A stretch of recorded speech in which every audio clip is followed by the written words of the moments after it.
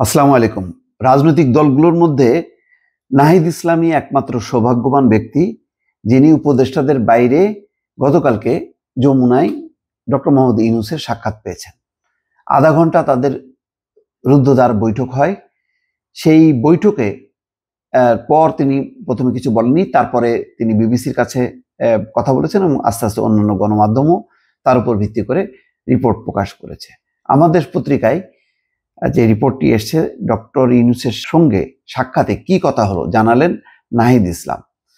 অন্তর্বর্তী সরকারের প্রধান উপদেষ্টা ডক্টর মোহাম্মদ ইউনূস পদত্যাগ করতে পারেন এমন খবর পেয়ে তার সঙ্গে দেখা করেন সাবেক তথ্য উপদেষ্টা জাতীয় নাগরিক পার্টির আহ্বায়ক নাহিদ ইসলাম। অথচ বিএনপি বলছে তারা নাকি গতকালকে জরুরি সংবাদ সম্মেলনের আগে সাক্ষাৎ চেয়েছেন, তারা কোনো রেসপন্স পাননি। জামাত ইসলামও দেখলাম যে সর্বদলীয় বৈঠক ডেকেছেন, আহ্বান জানিয়েছেন, তারাও কেন গেলেন না? শুধুমাত্র নাহিদ ইসলাম দৌড়ে গেলেন কেন? বিষয়টা কি এমন যে এনসিপির প্রধান উপদেষ্টা বা প্রধান ব্যক্তি হচ্ছে ডক্টর মোহাম্মদ ইউনূস, সুতরাং তার দলের নেতারা তার সঙ্গে সাক্ষাৎ করবেন, এটাই স্বাভাবিক। বৃহস্পতিবার সন্ধ্যায় প্রধান উপদেষ্টার বাসভবন রাষ্ট্রীয় অতিথি ভবন যমুনায় গিয়ে প্রধান উপদেষ্টার সঙ্গে সাক্ষাৎ করেন নাহিদ ইসলাম। সাক্ষাৎ শেষে নাহিদ বলেন, দেশের চলমান পরিস্থিতি, স্বার্থ পদত্যাগের একটা খবর আমরা বৃহস্পতিবার সকাল থেকে শুনছি, তো ওই বিষয় নিয়ে আলোচনা করতে স্যারের সঙ্গে দেখা করতে গিয়েছিলাম।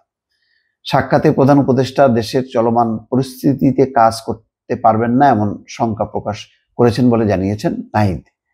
এনসিপির শীর্ষ এই নেতা বলেন, স্যার অর্থাৎ ডক্টর ইউনূস বলেছেন, আমি যদি কাজ করতে না পারি, যে জায়গা থেকে তোমরা আমাকে এনেছিলা একটা অভ্যুত্থানের পর দেশের পরিবর্তন সংস্কার, কিন্তু যেই পরিস্থিতি, যেভাবে আন্দোলন বা যেভাবে আমাকে জিম্মি করা হচ্ছে, আমি তো এভাবে কাজ করতে পারবো না।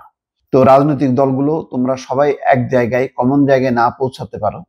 প্রধান উপদেষ্টাকে পদত্যাগের মতো সিদ্ধান্ত না নিতে আহ্বান জানিয়ে জুলাই অভ্যুত্থানের পর নতুন মানে নাহিদ ইসলাম প্রধান উপদেষ্টাকে পদত্যাগ না করার মতন সিদ্ধান্ত মানে না নিতে বলেন। অর্থাৎ ডক্টর ইউনূসকে কি পরামর্শ দিয়েছেন জানতে চাইলে নাহিদ ইসলাম বলেন, আমাদের গণ অভ্যুত্থানের আকাঙ্ক্ষা এবং জাতীয় নিরাপত্তা এবং দেশের ভবিষ্যৎ সবকিছু মিলিয়ে উনি যাতে শক্ত থাকেন এবং সবগুলো দলকে নিয়ে যাতে ঐক্যের জায়গায় থাকেন, সবাই তার সঙ্গে আশা করি কোঅপারেট করবেন।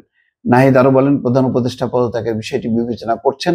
হ্যাঁ, যদি কাজ করতে না পারেন থাকবেন, থেকে কি লাভ যদি কাজ করতে না পারেন, এটা নাহিদ ইসলামেরও বক্তব্য। আলোচনার পরে প্রধান উপদেষ্টা নাহিদ ইসলামকে জানিয়েছেন পদত্যাগের বিষয়ে তিনি ভাবছেন। ডক্টর ইউনূসের এখন মনোভাব কেমন জানতে চাইলে নাহিদ বলেন, উনি বলেছেন উনি এ বিষয়ে ভাবতেছেন, ওনার কাছে মনে হয়েছে পরিস্থিতি এরকম যে তিনি কাজ করতে পারবেন না। এখন উনি যদি রাজনৈতিক দল তার পদত্যাগ চায়, সেই আস্থার জায়গা, আশ্বাসের জায়গা না পাইলে উনি থাকবেন কেন? ওনাকে কি কেউ বলছে পদত্যাগ করতে?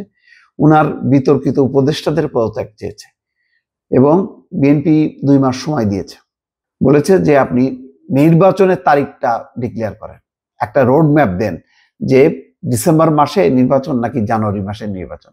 এবং এই ব্যাপারে জামাতও কিন্তু বলছে তাদেরও কোনো আপত্তি নেই যদি ডিসেম্বরে নির্বাচন হয়। এটা দেখলাম তাদের স্টেটমেন্টে, না হয় জানুয়ারি, কিন্তু কেন মাসটা ডিক্লেয়ার করা হচ্ছে না, এটা একটা বিরাট প্রশ্ন।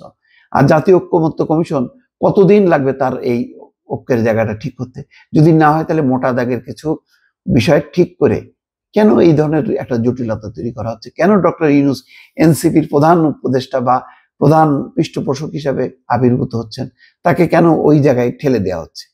উনি থাকবেন বড় বড় রাজনৈতিক দলগুলোর সঙ্গে, তিনি কেন এইসব ছাত্রদের নিয়ে ঘোরাফেরা করতেছেন? তারাও একটা দল, কিন্তু অন্যরা কি দল না? তারা কি প্রতিষ্ঠান না? এইসব বিষয়গুলো নিয়ে আমার ধারণা যে আজকের যে এই পরিস্থিতি, এই পরিস্থিতিতে ডক্টর ইউনূসের দায়ও কম না। ভালো থাকবেন। আল্লাহ হাফেজ।